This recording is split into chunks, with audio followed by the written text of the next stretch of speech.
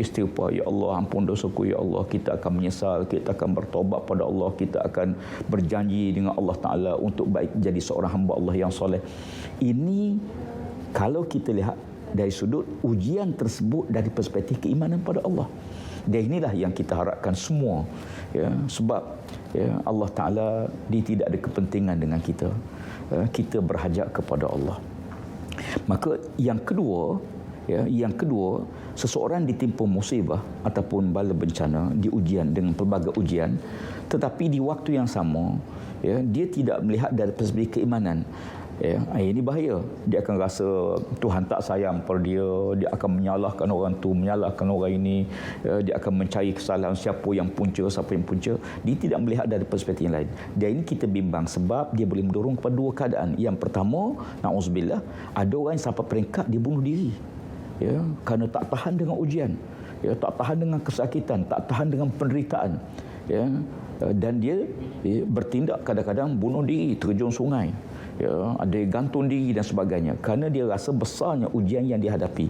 Ini kalau tidak lihat dari perspektif yang betul. Yang kedua, na'udzubillah, ya, dia akan jadi golongan yang durhaka pada Allah. Bahkan na'udzubillah sampai dia sanggup syirik pada Allah, menyalahkan Allah, ya, hingga dia menganggap bahawa Allah Ta'ala menganiaya diri dia, Allah tak sayang pada dia dan sebagainya.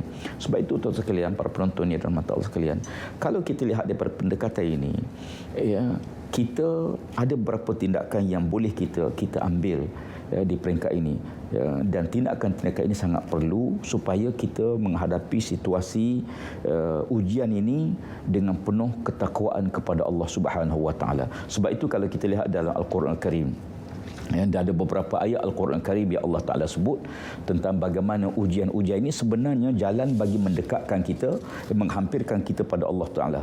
Ya, sebagai contoh, inna ja'alna ma'al ardi zinatan laha linabluwahum ayyuhum ahsanu amala. Surah Al-Kahfi ayat ke-7. Ya, sesungguhnya kami telah menjadikan apa yang ada di atas permukaan bumi ini perhiasan yang sangat menarik untuk menguji mereka siapa di antara mereka yang terbaik amal perbuatannya. Ya, dan kalau kita lihat dalam ayat lain, ya, Allah Subhanahu Wa Taala menyebut tentang bagaimana ujian ditimpakan bukan kita saja, ya, bahkan ujian berlaku kepada para nabi-nabi alaihi salatu wassalam. Ya, sebagai contoh kalau kita lihat dalam Al-Quran Al-Karim, bila Sa'ad bin Abi Waqqas radhiyallahu anhu, ya, bertanya kepada Nabi sallallahu alaihi wasallam, ya Rasulullah, ayun nas asyaddu bala'an, ya, wahai Rasulullah, siapakah di kalangan manusia yang paling hebat ujiannya? Ya, yang paling hebat ujian di kalangan manusia. Kata Nabi SAW, ya, menjawab soalan daripada Sa'ad bin Abi Waqqas, ya, kata Nabi SAW, faqala al-anbiya summa al-amsalu fal-amsal. Ya, fayubtal ar-rajulu ala hasbi dini.